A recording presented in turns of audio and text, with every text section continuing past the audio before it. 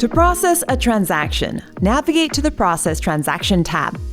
This is where you can process credit cards, ACH or check, or EMV terminal transactions, depending on what your account is set up with. To begin with, enter the new customer's name and then fill out the payment information. Make sure you click on the Create a New Customer checkbox at the bottom of the screen before processing the transaction, so the customer will be saved to the computer's vault for future transactions. To process a transaction for an existing customer, just begin typing and choose from the matches that the system will give you. You can also select a different stored card for a customer already in your database by clicking here.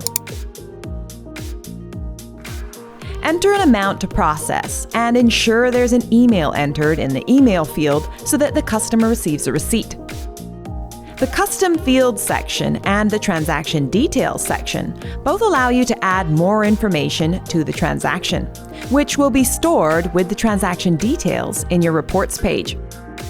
Transaction details will be here by default, but custom fields need to be configured in the Control panel under Custom Fields. Please watch our video on custom fields for more information. You can also click on the Billing and Shipping Information section to add billing and shipping information to this transaction. Finally, the Reoccurring Payments section is where you can create a reoccurring payment. Please watch our video on reoccurring payments for more information on this. When you're ready, click on the Process Transaction button. Once the transaction has been processed, you can email the receipt, print it, or just click on Done.